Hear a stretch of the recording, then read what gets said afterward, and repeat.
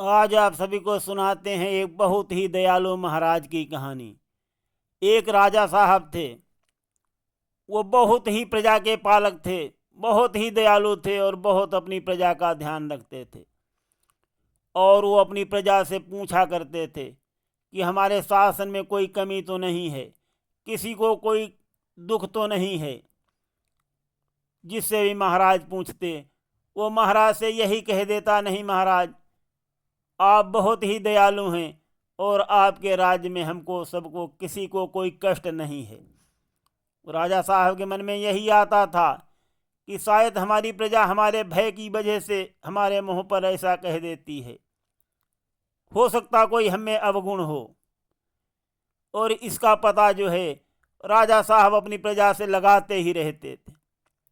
बड़े बड़े विद्वानों को बुलाया, सब ने राजा साहब को बहुत ही अच्छा बताया।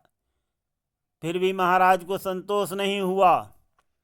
उन्होंने कहा कि ऐसा कोई व्यक्ति बताओ जो डरता न हो, निर्भीक हो और सबके सामने सच बोलने का साहस रखता हो। ऐसा कोई व्यक्ति बताओ, है कोई मेरे राज्य में ऐसा व्यक्ति? तो विद्वानों ने बताया कि महाराज, एक बहुत बड़े संत जी हैं, वो सदा सच बोलते हैं, किसी से भय नहीं खाते हैं। तो महाराज ने पूछा कि वो संत जी कहाँ रहते हैं? तो विद्वानों ने बताया, यहाँ एक वन में पहाड़ी है, उसी पर वो संत जी विराजमान रहते हैं। तो महाराज ने पता नोट कराया और अगले ही दिन भेष बना करके वो संत जी के आश्रम पर जा पहुँचे। संत जी को उन्होंने प्रणाम किया तो संत जी ने बहुत मान सम्मान के साथ उनको बैठने के लिए आसन दिया और अंदर जा कर के उनके आश्रम के पीछे एक पेड़ लगा था, उसमें से एक फल तोड़ करके लाए और सामने रख दिया। बोले कि जलपान कीजिए। भेषधारी महाराज बोले, मैं यहाँ जलपान करने के लिए संत जी नहीं आया हूँ, मैं आपसे कुछ प्रश्न पूछने के लिए आया हूँ। संत जी बोले कि क्या प्रश्न है आपका? संत जी की बात को सुनकर भेषधारी महाराज बोले कि संत जी, मैं जिस राज्य में रहता हूँ वहाँ का राजा कैसा है? प्रजापालक है, कुशल शासक है अथवा निर्दयी है? कैसा है, मैं उसके गुण जानना चाहता हूँ। संत जी बोले, आप फल खाइए, उसके बाद आपके प्रश्न का उत्तर मिल जाएगा। तो महाराज ने उस फल को तोड़ा, जैसे ही मुख में रखा बोले, अरे ये तो बहुत मीठा है, बहुत स्वादिष्ट है, आज तक मैंने ऐसा फल कभी खाया ही नहीं। संत जी बोले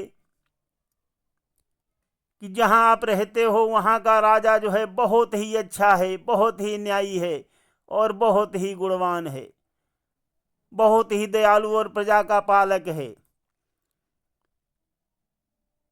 तो राजा ने संत की वाणी को सुन लिया और वापस लौट आए। फिर महाराज सोचने लगे कि लगता है उस संत ने हमको पहचान लिया और इसलिए ही उसने ऐसा कह दिया। और उसके बाद राजा ने विचार किया कि अब मैं संत की परीक्षा लूंगा कि संत सही बोलते हैं अथवा गलत। तो महाराज ने परीक्षा लेने के लिए अन्याय करना शुरू कर दिया, प्रजा पर घोर अन्याय करना शुरू कर दिया। जगह जगह दंडात्मक कार्रवाई करना, सजा देना,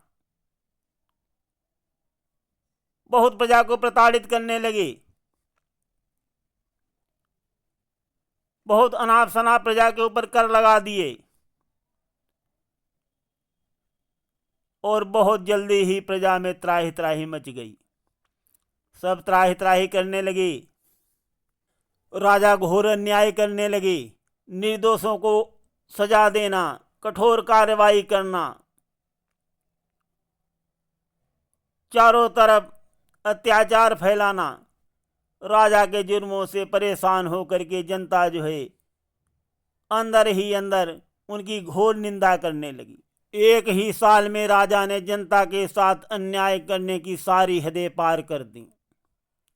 और उसके बाद राजा सोचने लगे मन में, अब मुझे उस संत की परीक्षा लेना चाहिए। और राजा साहब जो हैं घोड़े पर सवार होकर के पुनः संत जी के पास पहुंच गए। संत जी ने पहले की भांति ही उनका स्वागत सत्कार किया और बैठने के लिए आसन दिया। आश्रम के पीछे गए और पेड़ से एक फल तोड़ करके ला करके उनको बोले कि जलपान ग्रहण करिए। राजा साहब बोले कि महामुने, जलपान मैं बाद में करूँगा, पहले आप मुझे ये बता दीजिए जहाँ मैं रहता हूँ वहाँ का राजा कैसा है। संत जी बोले, आप फल को खाइए, आपका उत्तर पहले जैसे फिर मिल जाएगा। तो राजा साहब ने फल को थोड़ा सा तोड़ा और जैसे ही चखा वो जहर के समान कड़वा था। महाराज गुस्सा होने लगे, बोले कि अरे तुमने तो मुझको इतना कड़वा फल खिला दिया, कौन हो तुम? और अपने आप को प्रकट कर दिया। बोले कि मैं ही यहाँ का महाराज हूँ और तुमने मुझको इतना कड़वा फल खिलाने की हिम्मत कैसे की? मैं तुमको दंड दूंगा। महाराज की बातों को सुनकर संत जी बोले, तू महाधूर्त राजा है, तो मुझको दंड देगा, इसमें कौन सा अचंभा है?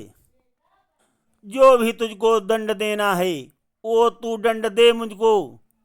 संत जी की वाणी को सुनकर महाराज जी के समझ में आ गया कि वास्तव में ये संत जो है मुंह देखी बात नहीं करता है और बोलने का साहस है। महाराज जो हैं संत जी के चरणों में गिर गए और उन्होंने माफ़ी मांगी।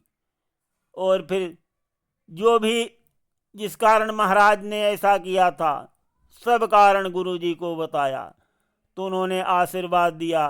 महाराज लौट करके आए, अपनी प्रजा से भी अपने किए हुए अवगुणों की माफ़ी मांगी और कुशल पूर्वक शासन करने लगे। साथियों, बुरा जो देखन में चला, बुरा न मिलिया कोई, जो दिल खोजो अपना, मुझसा बुरा न कोई। तो अपने अवगुण जो हैं खुद को नहीं दिखाई देते हैं, वो दूसरे ही बता सकते हैं। और ये देखिए किस प्रकार से महाराज ने अपनी अच्छाई और गुणों का पता लगाया। ये कहानी हमारे सबके लिए बहुत सीख भरी है। सुनते रहिए। धन्यवाद।